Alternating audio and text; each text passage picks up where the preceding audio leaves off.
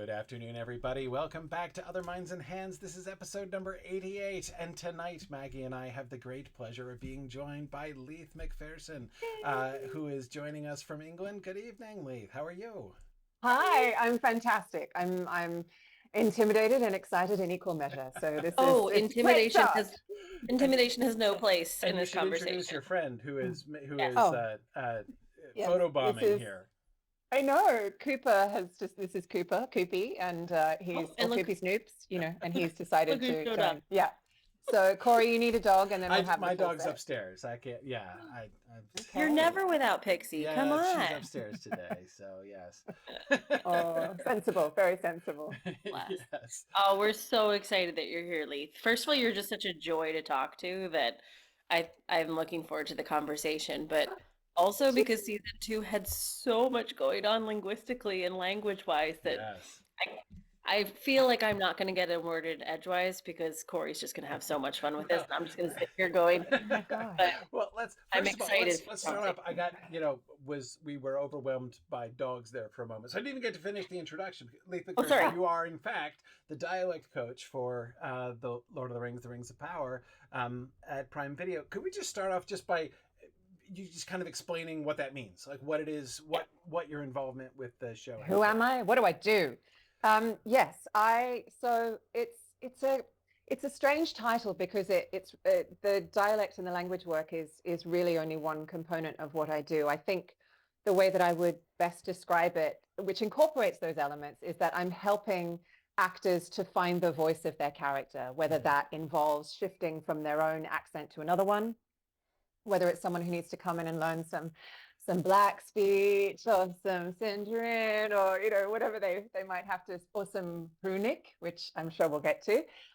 But it's finding a way to make what are technical elements of a creative process feel like it's an organic part of them embodying the character. Mm-hmm. So that has a trajectory from pre-production where you're coaching the script as it comes through, any language that comes through. Sometimes there's a song that comes through. Oh, I can't even wait to talk about that. I hope anyway, sorry.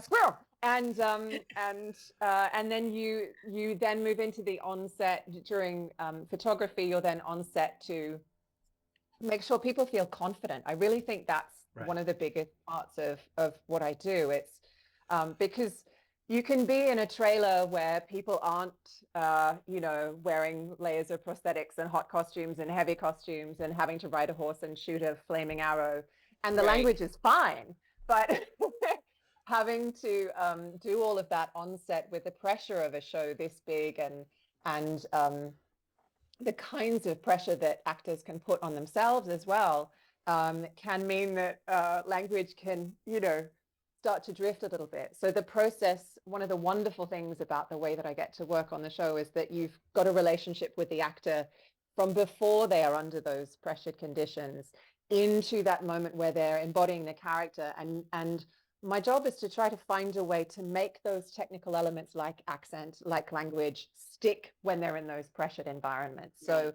yeah, and then you then get the opportunity, thank goodness you get the opportunity to then follow through into post as well. So they may have delivered a beautiful line of black speech under a squeaky costume.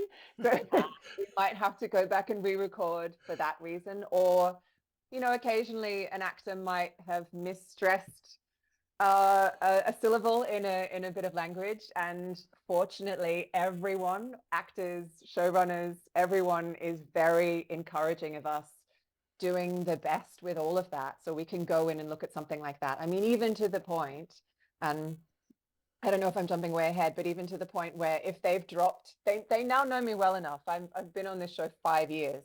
They know me well enough to know that if they've dropped a terminal R at the end of a word, if they've gone Celebrimbor, and I'm just like, can we do that in ADR, please? Can we just pick up that? Can we just pick that up in ADR? And bless them, everyone wants it to be right. Everyone at every stage of the production wants it to be right. And so they don't just tolerate me doing that. They are entirely supportive of it. Thank goodness. Can you imagine? Yeah, Right. a hard fight. So that's, You'd feel like you're just like constantly nagging people and running after, chasing them around and stuff if they weren't so enthusiastic about it. Yeah, I wouldn't want to do it if I felt like Henry Higgins, if I felt like I Right. was Right. like the nag. I think that is my Yeah. worst. My worst. It's not even a fear because it's just not how I work. But it's the dinner party question that you get, right? Right. It's so you correct people on their language, or you Right. correct people on their accent, or tell me about my accent, or Yeah. Party or trick. the party trick. Well, my gosh, the party trick. But also people, I think people are hypersensitive to how they speak, how other people speak, Yes. how to place people in the Mhm. world. And so I think the common misconception is that that's what my job is the Right. judgment of others and the pronouncement that someone is right or wrong. And that is a complicated and textured thing. So Yeah. my gosh, how many soapboxes have I started to stand on? Well, Don't I get me kind of want to. started. I kind of want to take us back a little bit first because you just gave us all of the headings I want to dig into, like very Stop deeply. it. But before Stop we get it. to that, can you just tell us a little bit about how you got to this point? Like, what was your pathway to becoming a dialect coach and working on what you did before and came to Rings of Power? I I think the mean, how path many was layers of thing sediment to do do. you want me to excavate? How many regenerations of Doctor Who are we going through? General It, overview. We'll dig deeper okay, if need be. great. When I was a child, I thought I wanted to be an actor 7 million years ago, and so I trained as an actor and realized pretty swiftly that I didn't want to do that. That it was completely incompatible with my mental health, with the kind of person I am. Um, I can't get satisfaction from selling myself or promoting myself or being exposed in the way that actors are. It just is not it. I was like, oh, I don't think that's going to be good for me.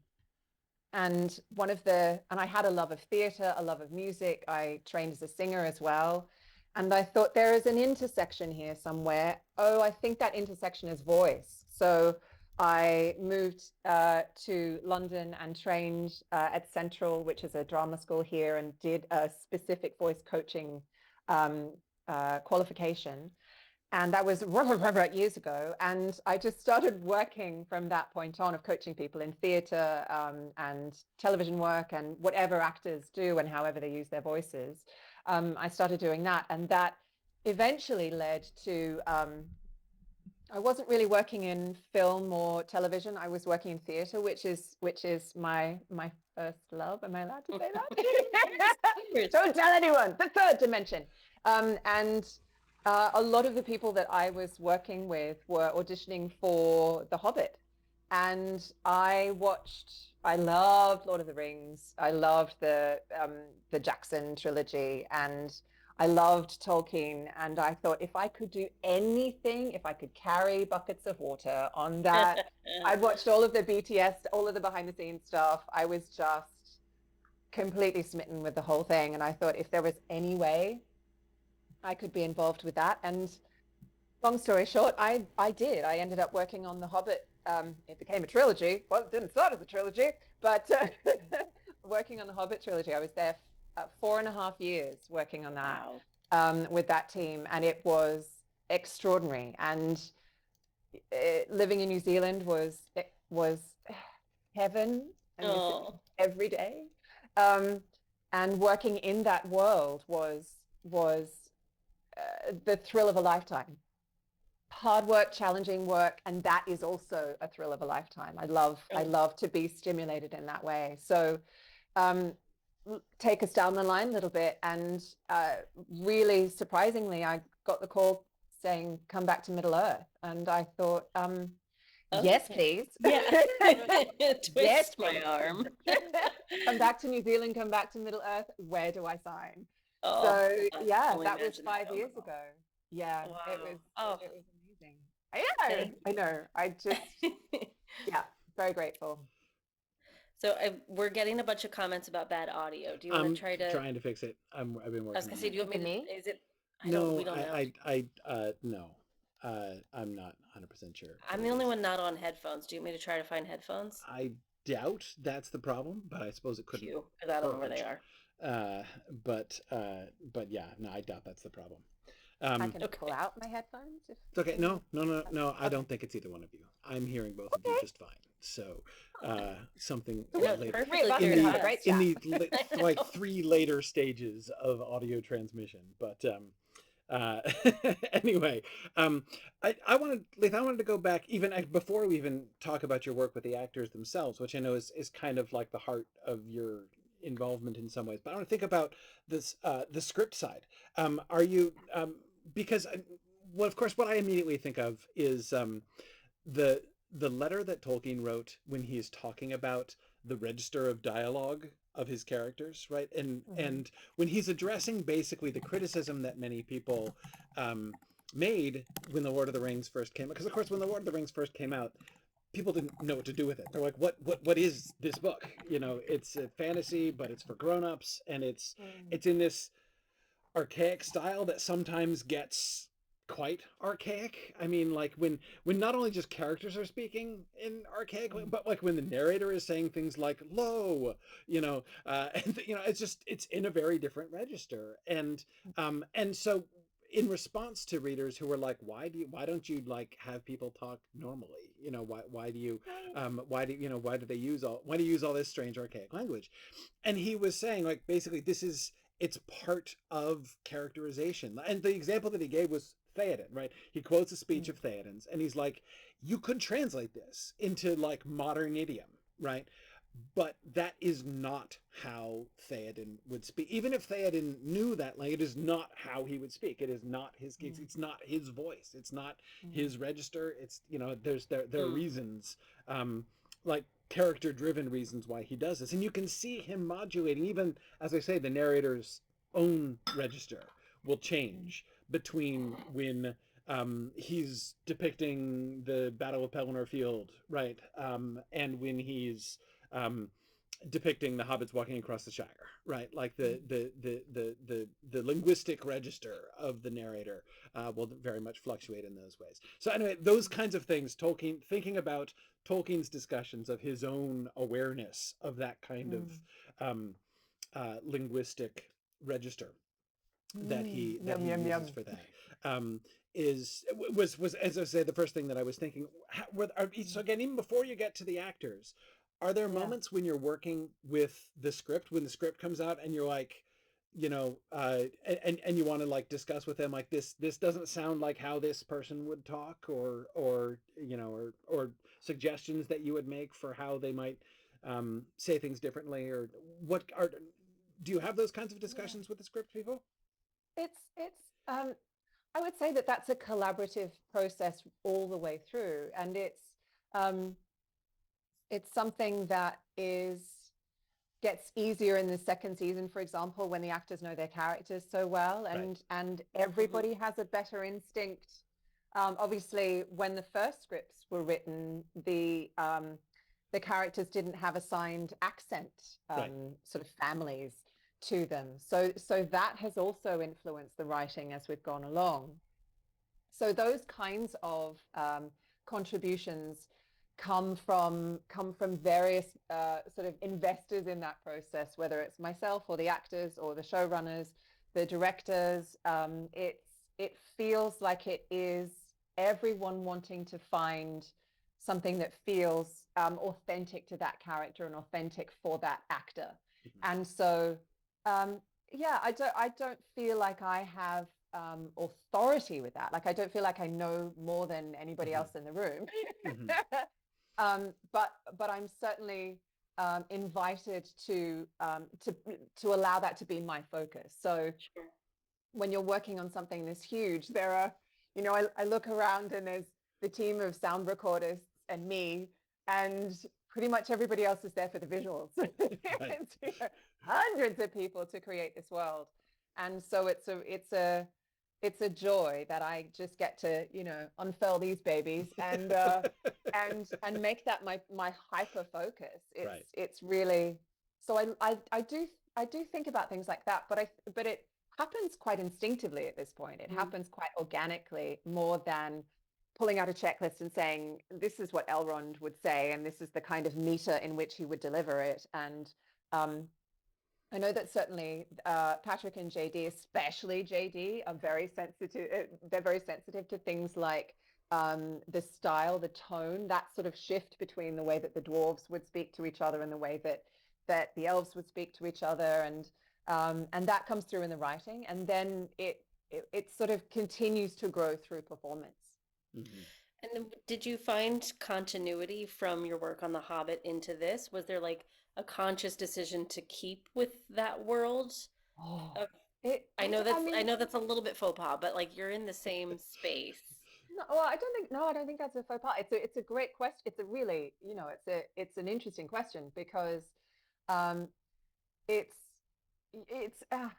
like it's the same world. I know. I mean, gosh, unfurl the feedback, but Right. it's like it you're starting from the same source. So Yes. whether it's iced water or sparkling water, it's still water. And the way that it's being delivered is coming through different hands and minds. Um, but I still feel I feel like it's essential. It is the same job. It's still Appendix E. Yeah. Yeah. That's me. Okay. That's my little guidebook. And so it feels in that way very similar. The biggest change, I think, was in terms of the linguistic team. That was really interesting for me, because at the end of The Hobbit, I had a ton of David Sarlo's Sindarin, in particular, in my head, heaps of it, and all of that needed to Right. exit stage left when we are now working with a different team of translators through the Tolkien estate, and so none of that Solonian Sindarin is used at all. I mean, I've got books of it. It's like, but please, but I know how to. Oh, never mind. Okay, and so and then you just shift to a new, like, Santa Claus who just sends these amazing things, and you go, oh, okay, interesting. And some of the things are the same because they were always going to be the same because they're straight from Tolkien, and then you end up with completely new translations, which have come from these extraordinary sources that they have access to, this material that nobody else has, and you just feel like you've been let in into the secret part of the library, the kind of Right. through the secret door that you push and then it opens, and that is a genuine thrill. Honestly, I'm such a nerd. Every time new dialogue comes in, new translations come in, I'm just All over it. I'm just so thrilled. It's Well, ridiculous. it's not though, because it's like fresh content, like we know this content so well, and then all of a sudden you get something new. Like, I wait, just what? Yeah. I know. I mean, like this season, we had Charles doing the Three Rings for the Elven Kings. I've never seen that before in Black Speech. That was just, and it's deeply thrilling. It is just, and it was for him as well. He was psyched to do that. And that's, I mean, one of the things, I will wax lyrical about the cast because they meet your level of excitement. It's really a joy, and Yeah. that makes the whole process easier. But when that came through, it was like a Dead Sea Scrolls moment. It was a Rosetta Stone thing. Really? Oh my gosh, amazing. So And when yeah, you love it. and when you get something like that, what's your next step in developing that to go on screen? Is it reading it over and over and over again with the actor one on one? Is it them figuring it out and then conferring with you? Does it depend on the actor? Oh, I mean, they're some of the cast are really confident with Elvish at this point, but I always help them. I think things like stressing is probably the hardest thing for people to just get to grips with. And so I'll generally give people a recording of a fairly bland read of what they need to do, but just to indicate pronunciation and stressing. And then it's quite individual. Some actors like to work on it just where they're hearing it and parroting it back. Some people like to are quite kinesthetic, so you might get out of the trailer or get out of the building and walk with them and find little mnemonic things that will help them. I mean, it can feel so you can feel so at sea when you have particularly an extended bit of text that even just a few little handholds as you go through, don't forget that that word sounds like that, right? It sounds like, you know, handbag or something. I don't know why I said that, but you know, it's never going to sound like that. But it just giving them little mnemonic guides along the way. So it's not, I start here, I free dive, and then it finishes, and then someone says cut. It feels like there's landscape to it that helps them to, like I was saying, to be able to access it again when they have to then perform. So it's quite individual. You know, every brain is different, and as you well know, as fellow teachers, it's you are walking around with a huge sort of, you know, chain of keys, and everyone will require a slightly different one. So, and that's what I love about my job is one size definitely does not fit all. So it's cracking what works for that mind on that day. Right. Yeah, because that certainly is going to change. And as you said, things will change over time as the actor's relationship with the character, and of course as the character themselves change, you know, over the course of the story and everything. Sometimes multiple times, you know what I'm talking about. Yes. No, so that's, and then and of course also with issues like the multiple levels of, that was the thing that was so that I loved most about this season, was watching the Sauron and Celebrimbor scenes and all of the different levels on which, like, almost every line that Charlie Vickers had, you know, worked on like 2 or 3 different levels at the same time, you know, and you can hear both of them. You can hear, you know, how he wants Celebrimbor to hear him, what he's actually thinking when he says it, the other, like the sort of the insight that we can get, and the things that we know, or, you know, the stuff that he's alluding to that he's, you know, that haven't happened yet, but we know from the story are going to happen. I mean, they're all these things that you can hear in a single line that he says. And so that's a really kind of a complicated moment to try to, and Charlie Vickers was amazing with that. He did such an incredible job. Such a great, I mean, the what I called Charlie squared, you know, there's the Charlie and Charlie action this season was just, it was like being at Wimbledon, you know. It was just like watching these two players bring out the best in each other. And the thing about my job, and I feel now it's just like I'm, you know, gloating a little bit, but is that not only do I get to see the take that you see, I see the 7 other things that they gave with that line. You know, it's I get to see all of them come through and just go. It's just, it's wonderful. I love that is, you know, I get to see the shades of the performance, and then it's so fascinating to see what then ends up in the final cut. And how that storytelling comes together. And again, that is something that is sometimes tweaked a little bit in ADR, where you find a different shade with something, or the actor goes in and just tries the line again in a way that once you've seen the whole scene cut together, they have another idea at that point. So you haven't finished that process until it's finally locked and out.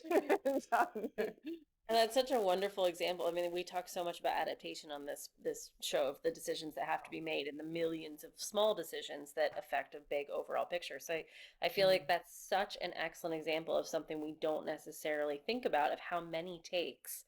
You know, Corey, think about some of the scenes that we talked about ad nauseum from season 2, of like, how did they come out with that? Like, what if they had done this? What if they had tried? They probably did. And this is the final, this is the final product of what we get to see, which is so exciting. And, you know, ADR is something you've mentioned a couple times too. And yeah, can we talk about that a little bit more? Because I feel like that's a process that isn't necessarily discussed too deeply. I think it's there's a general lack of understanding of how that understanding of what it is.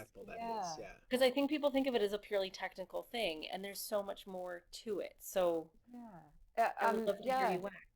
Oh, good, because I love it. I love it so much. So ADR, or additional dialogue recording, which is sometimes known as looping as well, can be done for all kinds of reasons. It could be, as I said, squeaky costumes, or there's a fan in the background, or you're supposed to be in Numenor and there's a plane going over, stuff like that. We're like, damn. And there's so many different technical reasons, or a buzz, or the microphone wasn't sitting right, which maybe that was what was happening with us earlier. Who knows? And who knows? We'll fix this in ADR, everybody. Exactly. And so months, if not years later, certainly on The Hobbit, sometimes it was years later, the actor would come into a clean, dry sound studio, no mud involved, and not everybody likes to watch themselves on screen, but you certainly hear your delivery, and you need to, if the camera's on you, you need to match the lips. We need to sync the lips as well, so you'll get a clean delivery if that's the baseline of what you're going in for. And it was the squeaky costume, and we fix it, and they loved the performance. Don't change a thing. Just get clean audio, and that's what we need. Then that's one component, but it can be an opportunity for the showrunners to tweak dialogue if that's something that is part of the process, or tweak performance if they want to, or the actor can see something and go, I can give you a better one of those. It's a really extraordinary part of the creative process that we're very lucky to be able to do. And it's something that I absolutely love, because the visuals are locked. Right. We are just stepping down, people. We have the most amazing team of people who do this. You've got the mixers and the recordists and the editors, who are all sound nerds. They are my people, and we all hang out together for several months. The actors come in, which is a joy, because I adore them all, and they just get to do this one thing, and to focus on that shard of light within the spectrum of everything they have to do on set is, I think pretty much everybody loves it, or I kind of make them love it. So it's a wonderful part of the process. I absolutely love it. I love it, and it is continuing that passage of storytelling from a script that they may have gotten that they got so long ago, and then experienced deep in the mud in wherever it was, and then here they are in Soho in London, several months later, to continue refining that act of storytelling. I just love it.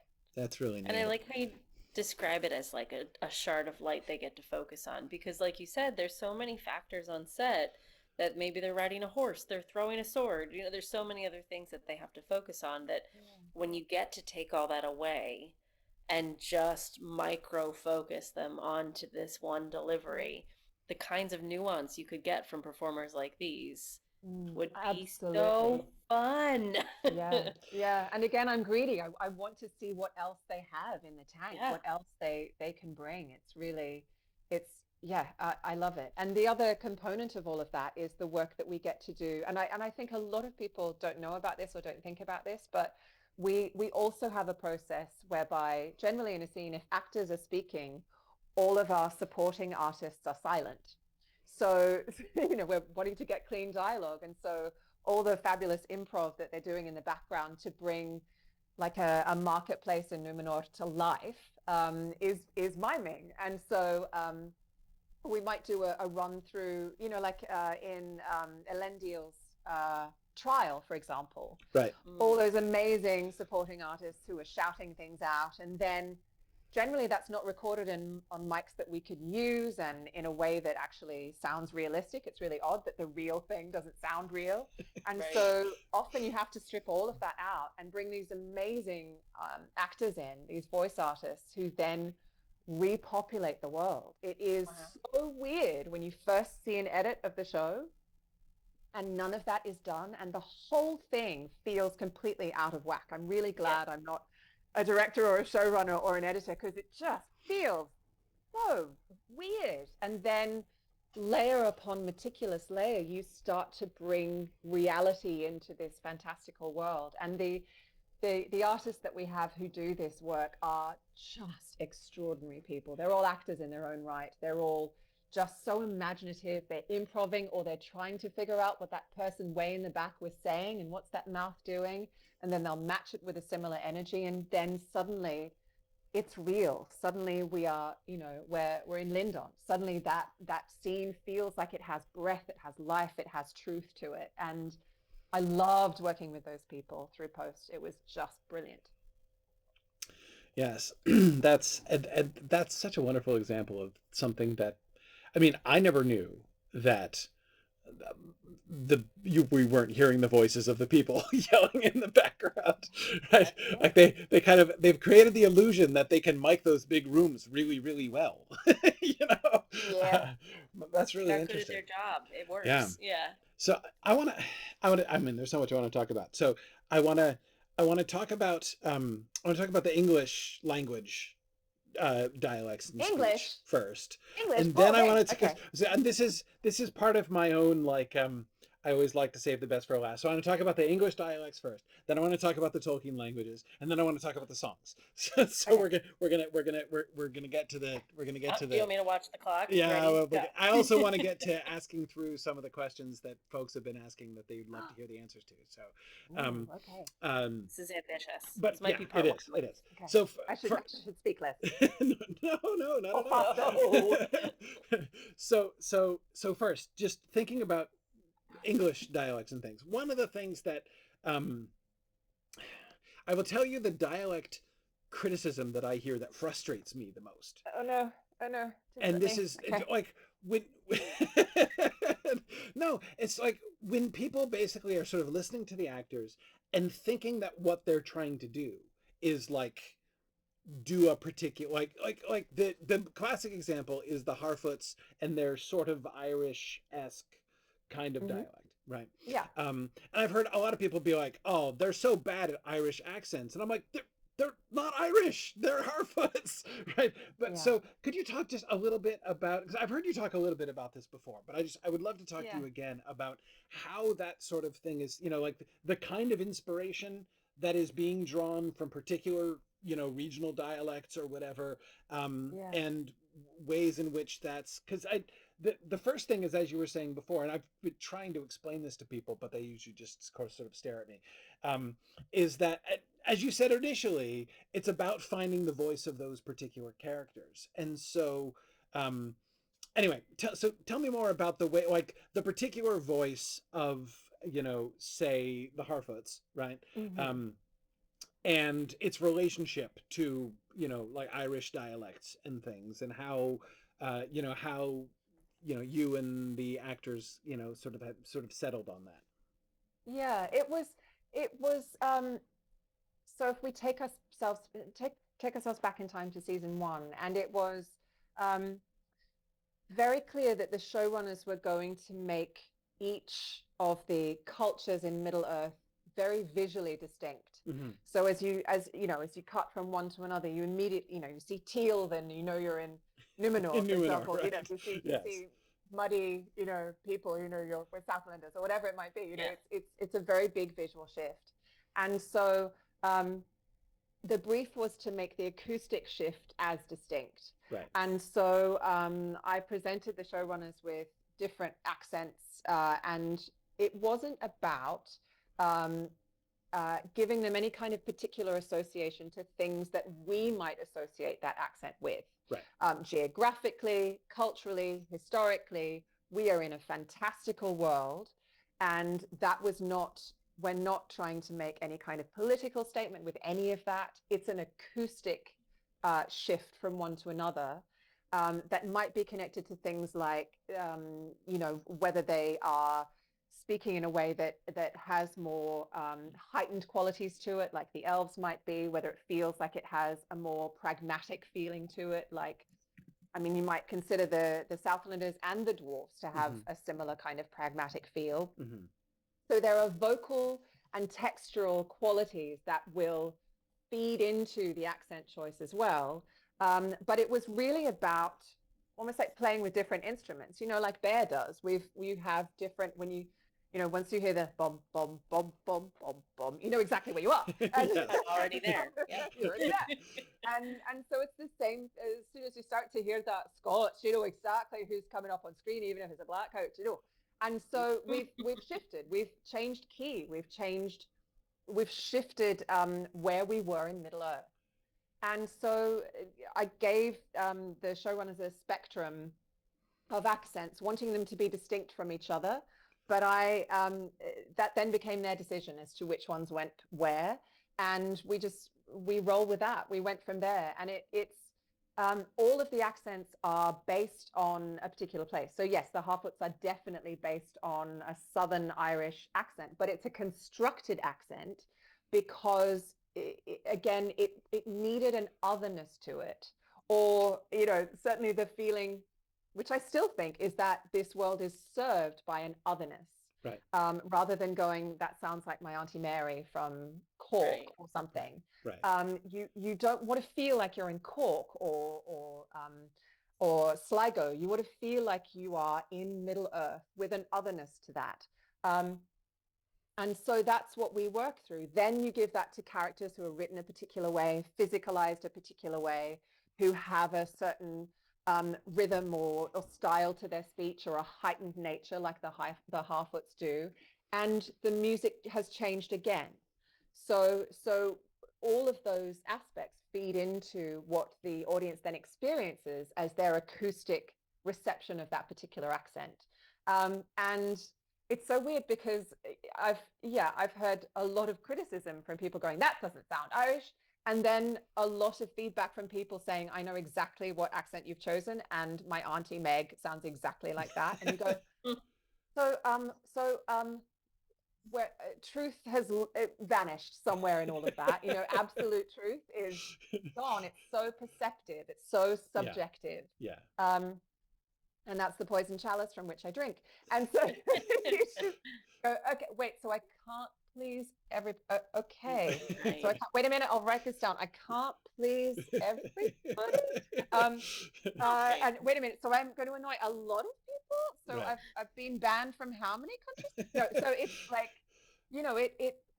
we were talking about this way at the start. People are very sensitive to voices. They're very sensitive to their own sense of place, their own identity, and we are highly attuned to otherness. And so, I think that's part of some people's reaction to the way that then we get into the layer of, it wasn't how I heard it when I read the books, or that whole, that world, which we'll probably get to when we talk about the languages as well. So it's a complicated process, but it's done with an idea of building an acoustic landscape rather than political or social signposting.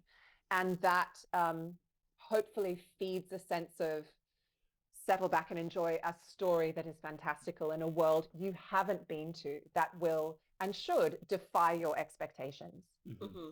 Yeah, and when I referred to being frustrated, that for me is the source of the frustration. It's like you're not what I want to say to people who are objecting in these manners is to say, you are not like being open to, you're not receiving what is being given to you here. What is being given to you, as you say, this is not a glimpse of County Cork. This is not, live from the streets of Glasgow. This is Middle Earth. It's supposed to be different. It's, and yes, it's rooted because they're speaking English. And if they're speaking English, they have to speak it in some dialect or other, right? You can't, there's no English with no dialect. So you have to speak it in some dialect. And so, yes, like there are going to be connections necessarily because it's English to the real world. Anyway, but yeah, that's a really it's a really fun way to think about it. How about ways in which some of the ways in which things changed over the course of season 1 and 2 I think were really interesting. I'm thinking about the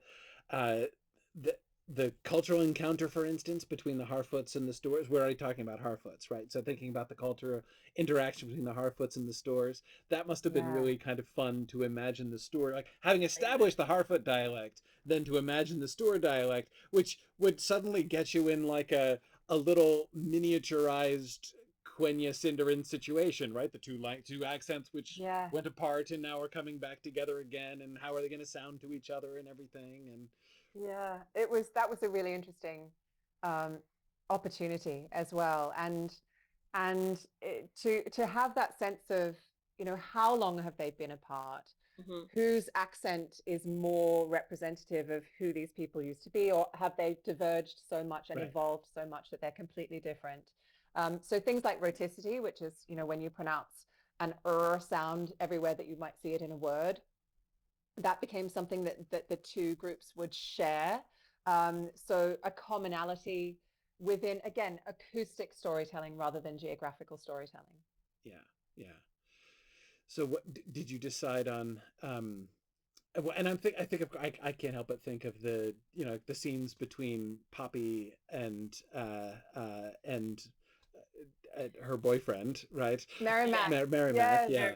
And and Gabby, I'm kind of oh my gosh, listening to I them loved Gabby. talking back and forth. It was so, because both of those accents are so musical, and both of those characters are heightened characters. Then it's not your Al Pacino New York kind of thing, right?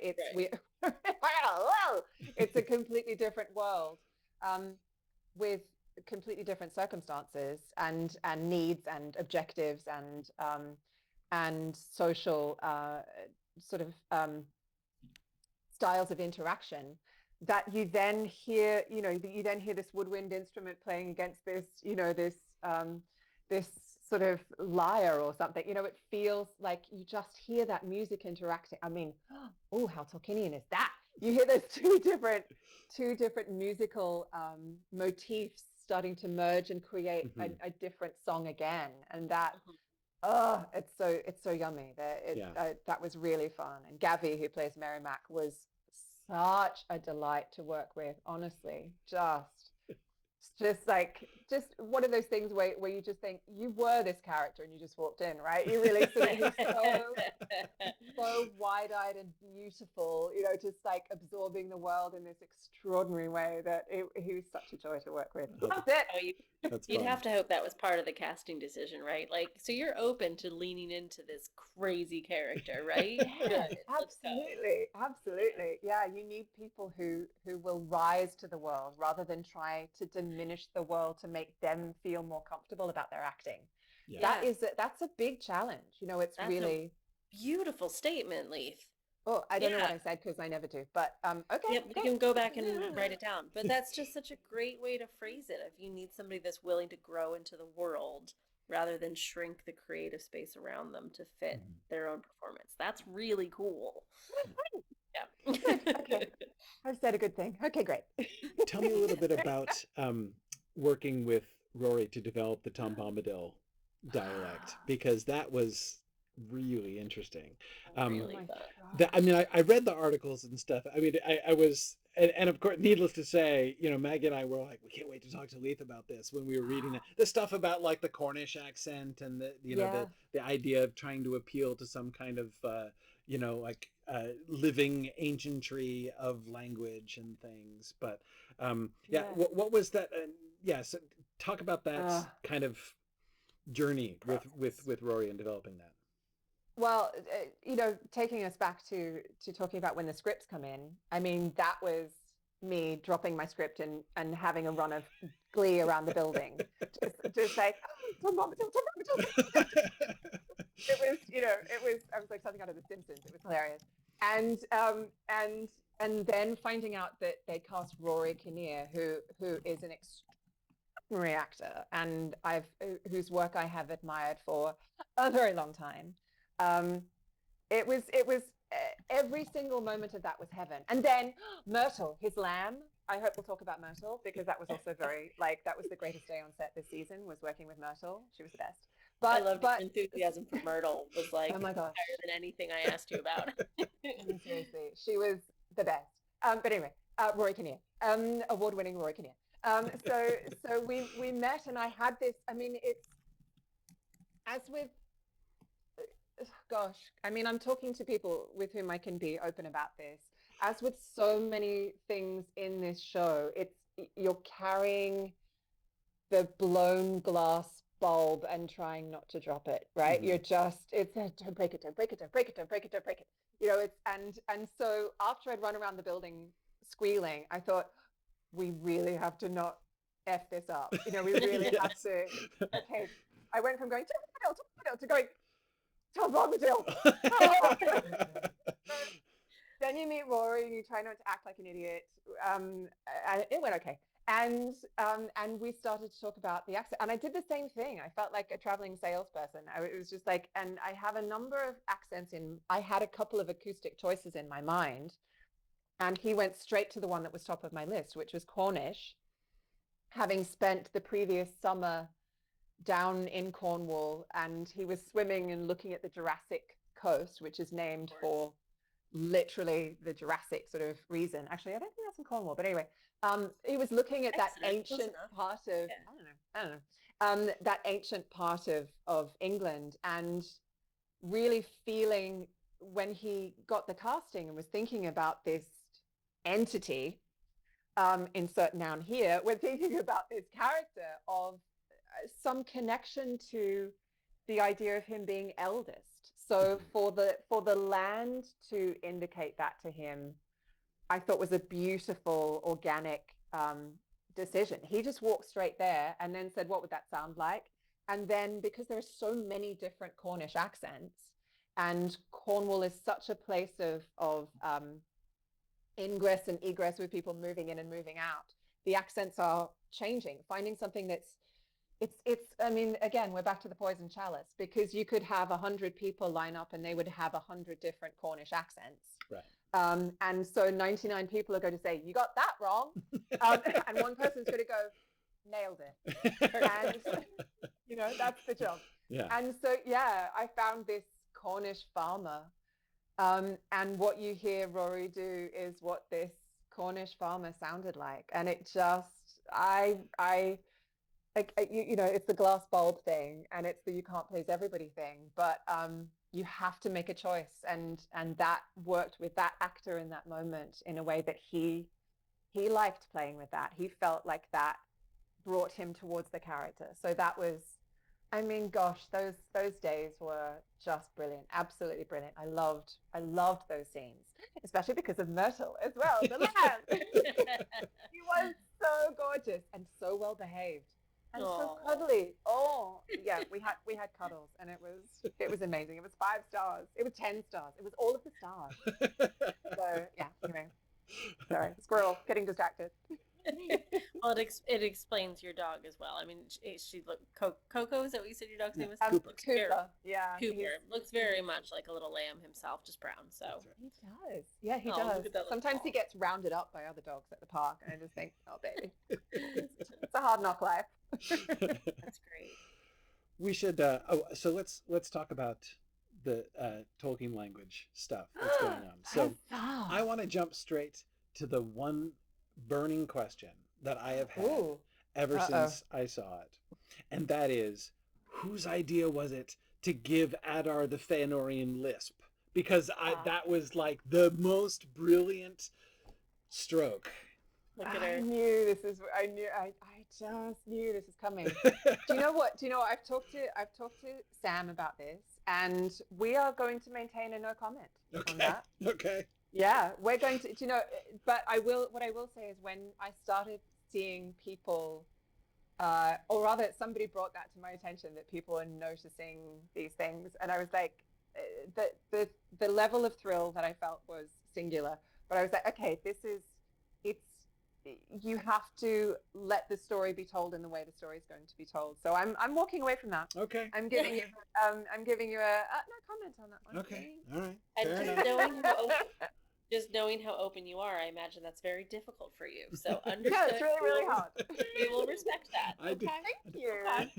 Well read. Yeah. Well read. No, but that was a great deal of fun. And of course, more generally speaking, the how much, as we've been talking about dialects and everything, and thinking about all the different English dialects, how to what extent, this was a question that someone was asking before, to what extent are you thinking about things like dialectical Quenya, like is Galadriel's, is the Quenya that Galadriel learned in Valinor, are there ways in which you have that different from Gil-galad's Quenya, or Celebrimbor's Quenya, or Elrond, who was born much later in Middle Earth? Like, is it those kinds? I mean, there's the English dialogues, which we've already, or the English dialects that we've already talked about.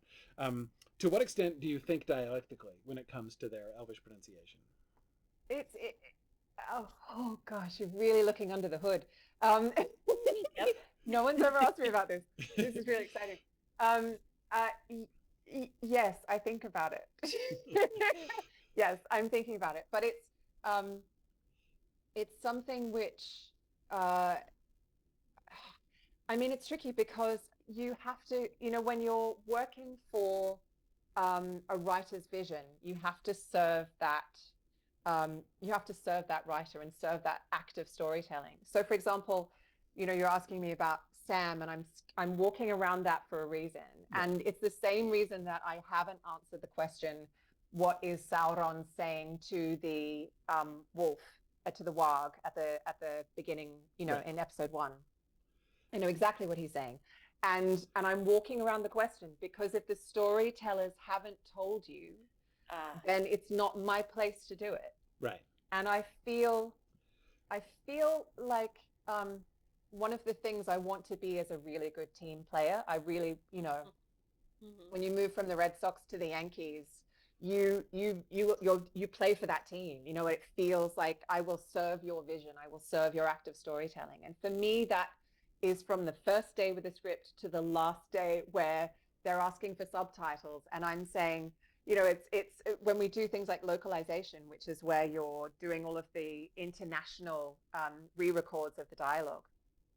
And a question will come through saying, there's no subtitle on that language. What's that character saying? And I resist answering the question because if the storyteller hasn't answered it for you, and I consider the writers and the showrunners to be the story and the directors to be the storyteller and the actors. Oh gosh, where does that stop?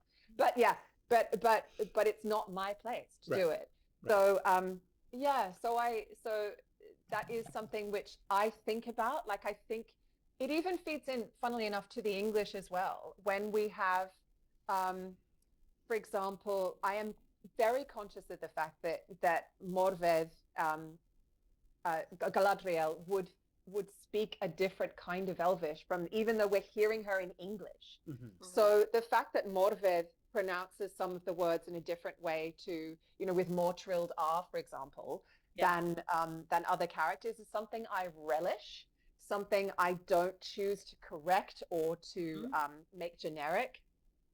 So those considerations absolutely feed through not only the language work, but also the English work. I'm thinking about them, but I'm not trying to add elements to the story that aren't consistent with the other things that are being told, if that makes sense. Yeah. Well, I mean, it's definitely a part of the storytelling process. I mean, you're speaking of yourself as if you were distant from the storytelling process, but that's very much a storytelling element. I mean, it seems to me an important contribution to the overall story, even if it's one that's going to be sort of unnoticed by a lot of people are going to be focused on that or sort of fixated on that. But I mean, you don't know who notices these things, but it's like the way that Halbrand said Galadriel changed as soon as he changed to Annatar. It was, you shift from a human character to a non-human character. And his pronunciation, that was a very conscious choice. Mm-hmm. It wasn't in the script. It wasn't something I talked about with the showrunners, but Charlie and I talked about it. And you have shifted, you've added a new element to the story for those who are, there to notice it. And when people do, you go, okay, it was worth it. Okay, great. Yeah. Right. Well, and even if they don't specifically notice it, it's just like there are a lot more, so many people who aren't really paying attention to what the score is doing, right, during the scene, right? Yeah. And so, Bear might be doing something really interesting with like a particular variation of a particular theme in that scene, which people don't even register. And yet it affects their reception, their experience of the scene. So I think that's like the shift in how he says Galadriel's name is, I think, a really great example of that. Like, they're gonna Yeah. feel it. They're gonna feel the difference, even if they Exactly. don't You think don't about need it. you don't need the explanation, but the Mm. feeling is gonna come through, and it's just enough of a shift for us to twig Mhm. something's changed without having to work through why. We just clock something's different. So yeah, excellent technique. Yeah. Thank you. We should. We're gonna run out of time if I'm not I'm careful. trying very hard to not chime in. Oh man, no, no. It's yeah. There's so much. But thinking about so let's talk about the songs. So one interesting experience that I had was when they released the new Tom Bombadil song, right? The new Oh. treatment of the Tom Bombadil song. Yeah. I really liked it, but I was like, this doesn't sound like it doesn't sound like I can't imagine Tom Bombadil skipping down a path and singing this. Like it was, it was too like it's too serious. Like anyway, that was my first impression, right? And but that was an impression very much just listening to the song, off a playlist on, or whatever. Wow. When I heard Rory singing the song, right, on set in this, it seemed to me to work so much. One of the contexts that was quite different is that, well, he was literally not skipping down a path and singing it. Mm. He was like bustling around the kitchen and singing it, which is quite different, right? Anyway, so I just, did you work with Bear much in thinking about the setting of the song? Delivery. I mean, I love working with Bear, and it's so. I mean, Ben's song was like was top shelf for me. But I have to say, the Tom Bombadil song was my favorite thing that Bear wrote for this season. Mm-hmm. When I heard that come through, it was just and repeat and repeat and that was the demo of me. It was so moving and so beautiful. I loved it so much. But it's written at the point that I hear it. So the music is then coming in then it becomes about the lyrics or the pronunciation. And at that point, if that is required, then that's the point at which I get to join the band. And it's such a joy. It's such a joy when those things come through. It feels like whether it's Tom Bombadil or whether it's Gil Galad, when we move from speech into song, this world comes alive in a wholly other way, and in a way that I think Tolkien would be very pleased about. So I'd like to think so. It's such a joy, and also because it's such an acoustic change of feel on set when those things happen, that it love it. Yes, I forgot if there was a question. I was just too busy going yum. Yeah. Well, let's talk about Ben Walker's song, because that was Num, num, num. that All was together. delightful. You can sing that along, surely. 2 verses. Come on. Because that one also, in addition to being this, a song in Quenya, right? So we're doing sung Quenya in that song. Yummy. But also relationship to, I mean, the relationship to Galadriel's poem was really fun. I still haven't gotten a chance, because our episode on that one was already too long in Rings and Realms, so I didn't get the chance to do what I would have wanted to do, which is to sit down and do a really close comparison side of Galadriel's poem. That's in between season content. Yeah, it's in between season content. Ooh, yummy. Anyway, yeah, so I that was fascinating on so many levels, and so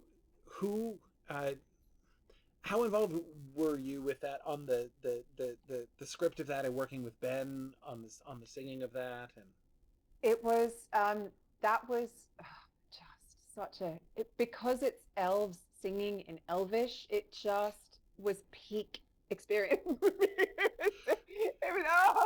I was so happy, and for it to happen in episode 1. Yes. it was just I was so excited about the rest of the shoot once I saw that happened and saw the length of it and saw who was doing it, and and then heard the music. And what was amazing was that the translation team, this was incredible. I mean, I find this incredible because we all know how incomplete Elvish is. Yes. And so that's another thing that I've always found fascinating, whether it was, back with David Salo or with this team, is saying, okay, that's what the writers want to say. What have you got? Right. Especially when we ask for insults or we ask for, stuff like that, all the stuff that gets, where they just, gets really hard for them to fill the gaps. Yes. But, so I saw what was sent to the translators, and then they managed to bring back this text that matched it rhythmically, that could be set to the same meter as the original translation. And that kind of seems obvious, but I found that astonishing, moving from English into Quenya, that for them to be able to have kept the integrity of what Bear would need to set to music. Mm-hmm.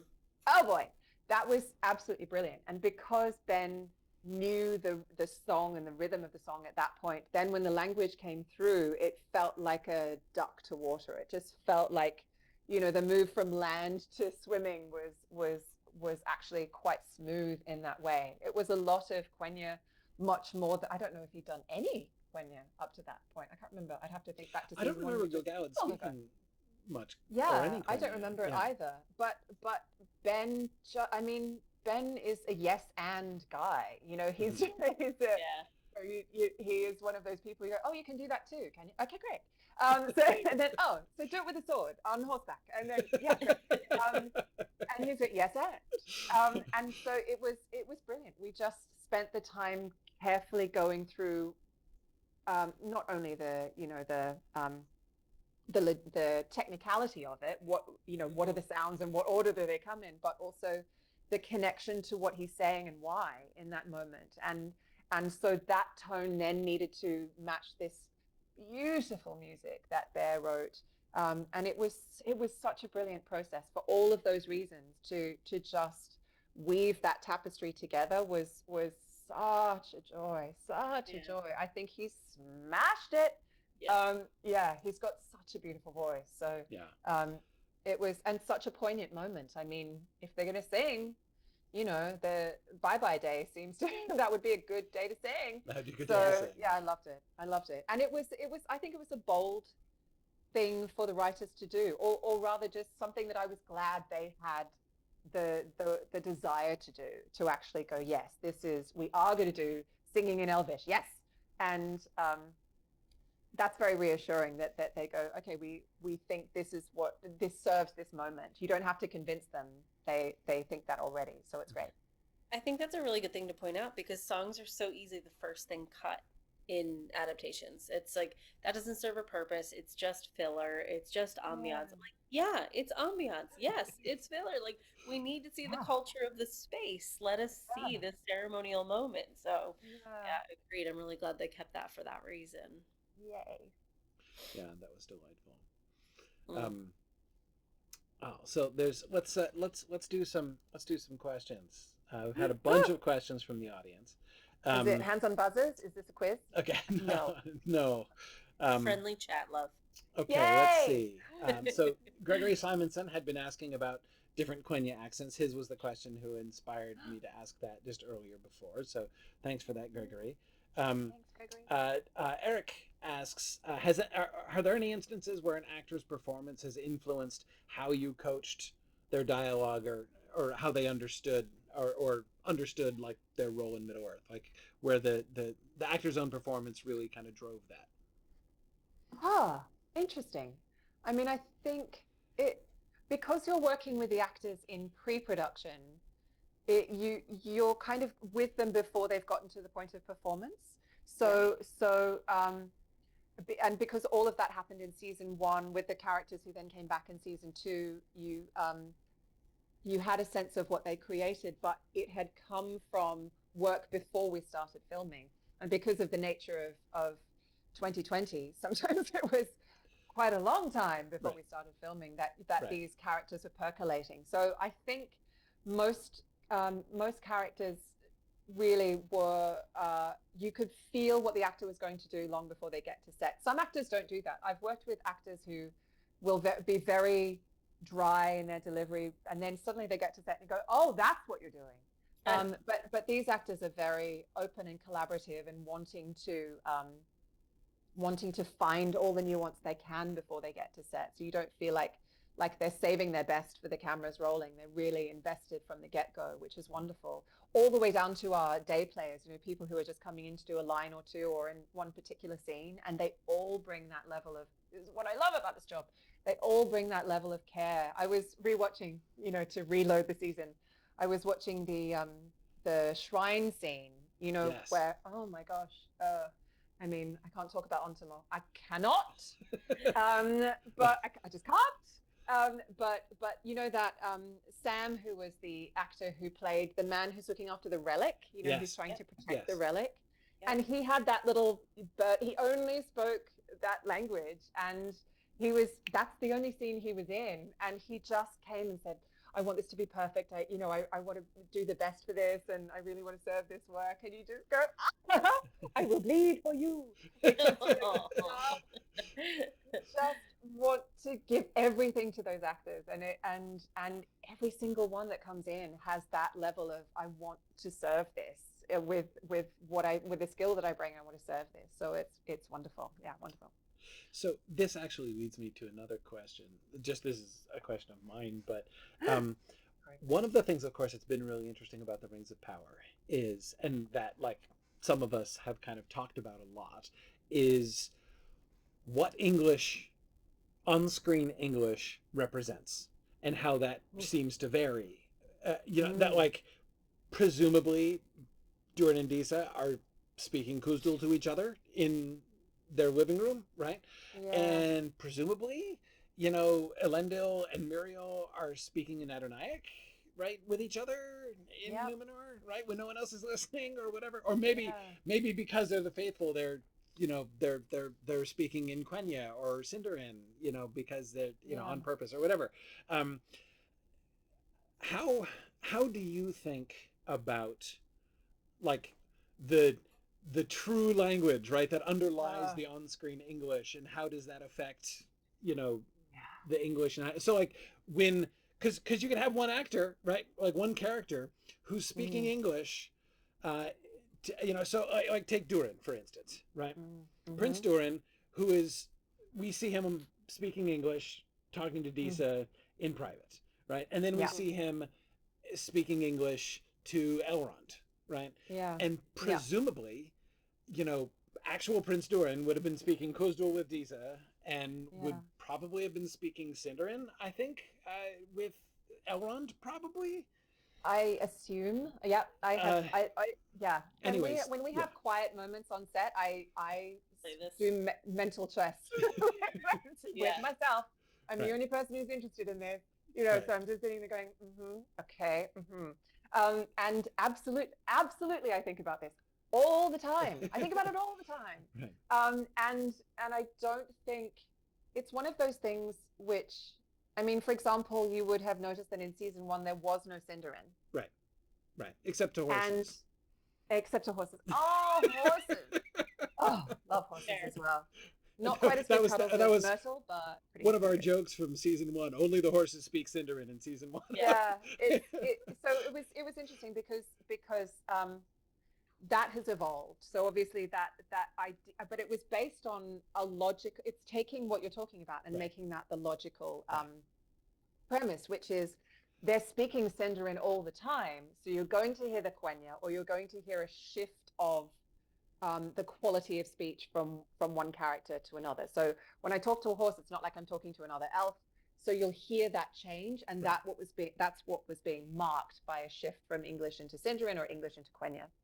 Right. And I think that it's too you can be too clever by half with that kind of thing. And I think the sense was that wasn't as helpful to the storytelling as incorporating these moments and all of this lovely language where you get, 3 elves on the top of a waterfall talking in Sindarin together, And so I feel like more of that texture has been added into the storytelling and added into the show, kind of for the same reason. When they do switch from English into another language, something has changed in that exchange. Something it's like in Shakespeare when you go from into verse, from blank speech. Right. And so, yeah, there is a difference. It's become a bit of a storytelling tool, but it adds another acoustic layer to what you're hearing, what you're experiencing, like Maggie was talking about earlier. And that, but I think about it all the time. For example, I used to think about this too. Balin and Dwalin and Biffa Boffa Bomba, what are their real names? Right. Those were their dwarf. What are their real names? Like Durin, is that his real name? Right. Yes, in quiet moments on set, if Rob Arameo isn't around, who is the person who will also geek out to this level with me, but otherwise I will just sit there and think these things through by myself. It's very sad. And yeah, I think about Corey. I think about it all the time. Yeah. I don't know how you would indicate that to people unless I have daydreams where I work on a version of Lord of the Rings where the whole thing is done in the languages it would be in. Right. And I daydream about that. And narrated in Westron. And nobody watches it. In my daydream, nobody watches it. It doesn't go well. It's cancelled very quickly. So, yeah. Exactly. One But you would day I know can that dream. somewhere the spirit of Tolkien loved it. Loved it. 5 stars. Exactly. The only way that I could think of actually representing that would be in things like diction, perhaps, like to give some indication in diction when he's, that like his diction, like again, going back to Durin as the example, right? That like the diction that he would use when speaking Quenya or Khuzdul English, right? Yeah. And then when he shifts to speaking Sindarin English, that his diction when talking to Elrond would be different. And I would think that could I don't know. It could probably be done in a non-jarring way, I would think, just in the sense like the context, right? When it's private, when it's just the dwarves speaking among themselves, they're likely to talk to each other. I mean, just as you talk to your family, you might use different diction with your family than you use with your colleagues or whatever. Yeah. So, but it sort of takes me back to the question you were asking before about the different kinds of Quenya, for example. I'm thinking about code switching. I am thinking about that as elves are speaking in different circumstances for different reasons. I'm thinking about those different modes. But it is one of those things where I think it would probably muddy the storytelling for the vast bulk of the audience who aren't aware of nuances like that and would just wonder why an actor is being inconsistent with their accent. Right. Trust me, I think that would be the hate mail. So, right. So let's just walk around that, Corey. I hear you. Yes. Those of us who would be there for that and who would love to hear that, you're right, will be vastly outnumbered by the people who are just like, you can't maintain a steady accent, Yeah. It would, we'd have a fun little con every year. We would all get together and just go, and then the rest of the world would just be hate mail. Right. Exactly. Yeah. Exactly. Right. But actually, that's increasingly, that feels like my everyday life. That's a fair description, actually. I feel you. Yeah. Okay, so Katie has a question. What are your favorite 5 words in Middle-earth, either in Adaptation or like either like words like from the English dialects or from Tolkien? Gosh.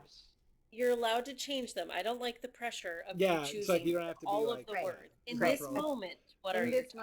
In this moment, I mean, the first 5 fun words that occur to you. It's the first word everybody learns, I guess. I mean, melon is just every time it comes up, I just go, oh, there it is. It feels like a little touchstone for various reasons. I just love that. I really love the name, although it was really tricky to say with the appropriate R's in it. But I love Celebrimbor. I really love that. Okay, look, I don't think enough people have been talking about Grach. that Gil-galad says in, which he says when he finds out that Sauron's back. I loved that word. I really loved how Ben said it. It was really good. And now that I'm thinking about Ben, I'm thinking about the way that he says M-E-N-O, which would be Menno, but he goes Menno at the end. And it was one of those things where it's like the stressing's wrong, the stressing's wrong, the stressing's wrong. But I loved the delivery so much. You go, and through you go, and keep going. Yeah, where it's going, that's through the screen. Straight through ADR. Yep. Love it. I think that's four. And I can't think of a fifth right now. I can't think of a fifth. I'll keep one in my pocket for later. Okay. There you go. Well, then I think you could just make Katie happy by saying the word Numenor again. Do you want me to say it with all its bells and whistles? Yeah. Yes. Okay. Numenor. Yeah.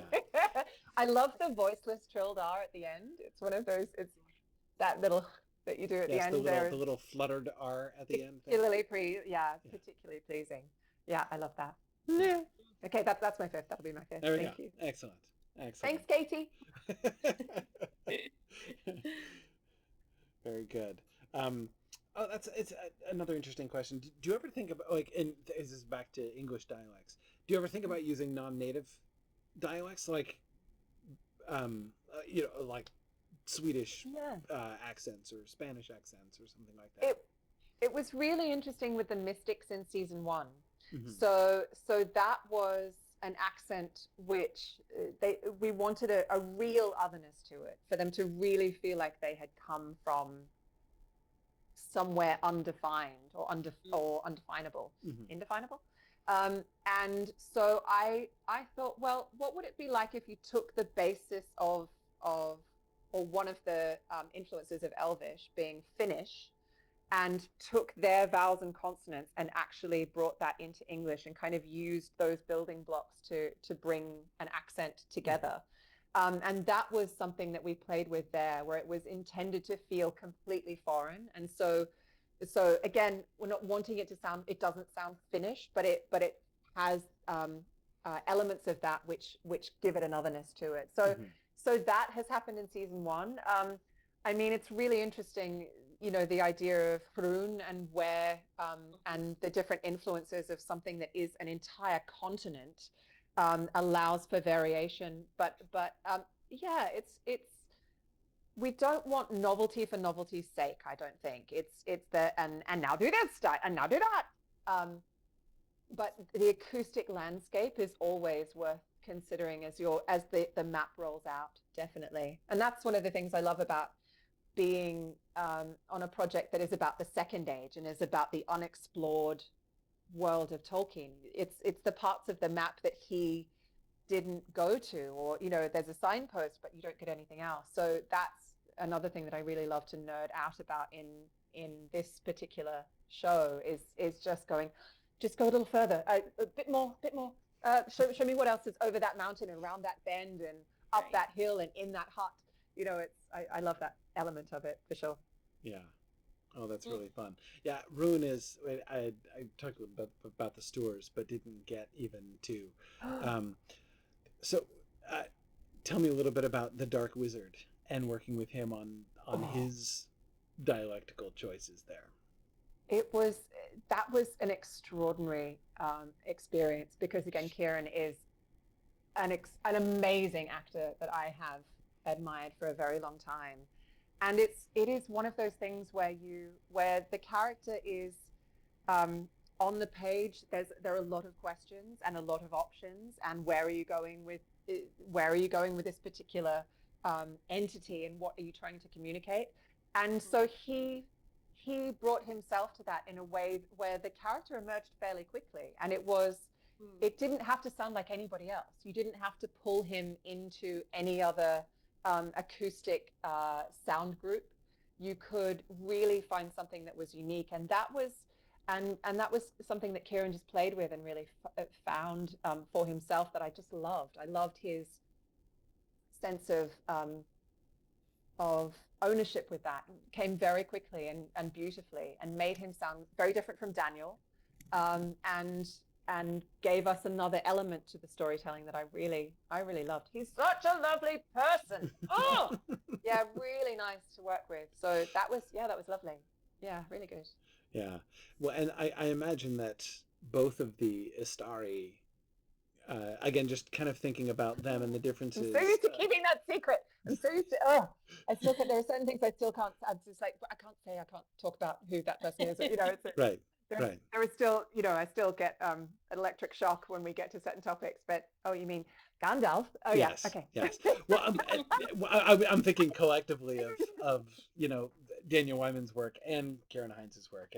And so like they're finding a register for them. Were you thinking about connecting their registers as well? No, Their acoustics? it was quite distinct characters, and letting them be quite distinct, I think, was really important of not that sense of, and now we've shifted into wizard mode, Right. but actually also because of the story that isn't that was continuing to emerge about who the stranger was, you didn't want just a bolt to slide into a lock too quickly and just go, oh, okay, well, that's really clear, or we're overtelling the story. So no, I really liked they were quite different. That was really, yeah, that was great. I loved it. Well, it does seem organically to fit into the story of one of the things that I've really enjoyed. I don't think I'm in the majority there based on Tolkien fans I've talked to, but I really liked the concept of the stranger being a newly incarnated Istar who didn't like, whose memory was gone, you know, who didn't understand. Yeah, the way in which we get, you know, that thing we get a glimpse of with Gandalf when he returns as Gandalf the White and his recollections of that process, right? And the way that they kind of experimentally leaned into that and said like, hey, well, you know, if you've been a spiritual being all your life, you know, since the timeless halls of Iluvatar, and now all of a sudden you're incarnated in a body and you have to do things like eat, which you've never done before, you know, or whatever. Like, what would that be like? I mean, to me, it's a fascinating what if that I really enjoyed about that. But I would think that there would be sort of dialectical acoustic consequences of that as well, that they're kind of working out how to talk in ways. And I would imagine you were thinking of, you know, Daniel as the stranger in season 1 being influenced 100%. by the Harfoot dialect, obviously, that he was learning speech from, and yet he's not like them. And, you know, internally there are big differences. And anyway, so I this whole thing, I think what I'm saying is I think your job sounds like a lot of fun. Like, this just, it seems like a really delightful sort of angle of the storytelling to be thinking of, this kind of this place that you live in where, like, you know, it's really about one of my favorite Tolkien phrases, the music of words, right? Like, you know, where the music of words happens, and thinking about the way that you are thinking about all of the language usage in the show, not only Tolkien's language, but the English speaking, and thinking about that acoustic. I'm gonna that is the number one piece of vocabulary I'm going to take from this discussion, to be talking about the verbal acoustics of the that's a really, I think, a very useful piece of vocabulary to kind of think about that, because it really is like score, basically. I mean, it's a form of storytelling. And we talk so much we talk so much about world building and, you know, the power of that in adaptation, and I think it's just so often looked over, the audio side of it, you know, the musicality that you bring to the cultural understanding of these people. Like, it's not just learning an Irish accent, because we can all tell when somebody doesn't do that well and it's a fake Irish accent.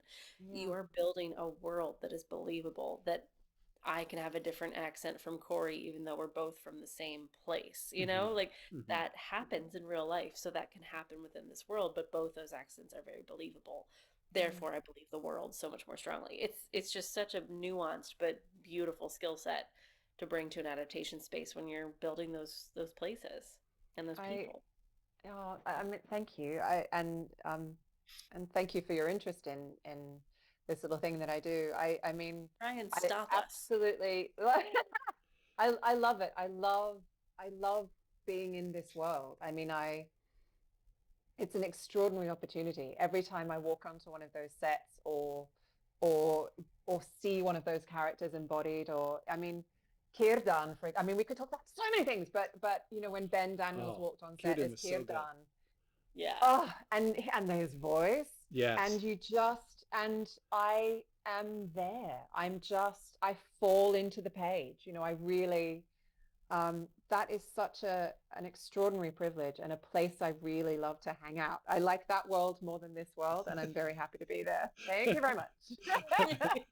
And I like to think, I try to honor what the professor was interested in as well. I would hope that he would find the acoustic side of the world as important as anything else. And I remember when I started to read the Silmarillion and that idea of the world being brought into being through music, and I thought, hello, this is my guy. So that was such a powerful moment for me. That was a real moment of going, I will send me anywhere, Tolkien. I will follow you, you know, to the latter day. So it was great. Well, and the way in which the whole root and the core inspiration of the stories for him was always about language first. You know, it was for him, it was all about the sound of the languages, like the acoustic registers were the whole thing, right? Like, why is it, you know, yes, the whole story, right, of the Silmarillion as just ways to work out and to create the stories that were suggested by his own interest and ideas about how the sound of the languages change over time. Absolutely. It's like the stories themselves are just the kind of commentary on that, which was for him the heart of the whole matter. So it's delightful. Wonderful. It's such an extraordinary, like, I mean, you know, he was terraforming with language. Yes. And the things we don't have words for are things that either don't exist in the world or that he didn't explore. And I love that. The map is in the language. I mean, love it. Yeah. Yeah, absolutely. And scene. All right. Well, round one. And round one, exactly. Well, we probably should let you go. You've been very generous with your time. We appreciate talking with you as always, Leith. This is delightful. Thanks everybody for your questions and contributions here today as we've been together. Thanks you for joining us. I hope you'll be able to join us again to have some further discussions as things continue. Anytime you want, Leith. This is so much fun. Yeah. Oh, it's so wonderful to talk to you and to get to release my true geek. So thank you. We welcome it happily. It would be fun. Much. Sometime maybe what we should do, Leith, is have you on and we can just like sit down with some scenes and just kind of go through the scenes. I was going to say, like a scene analysis would really be lovely if we could find either a scene that you want us to dig into, or if there's a scene that Corey and I have played with and think there's something really interesting going on. That'd be amazing. It'd be really lovely to do a bit of a deep dive on something. Yeah. Love it. Yeah. The only way to dive. Exactly. Agreed. Exactly. Agreed. Awesome. Well, thank you very much. Thanks everybody for joining us, and we will see you again soon. I think we should be able to be around for next week. Is next week going to happen? Okay. All right. Yep. So I think we're planning on next week. We're in a slightly adventurous season as we're doing lots of different things. So we'll plan to see you guys next week at the same time. Thank you again, Leith, for joining us, and we hope to see you again soon. Thanks, everybody. Bye now. You. Bye.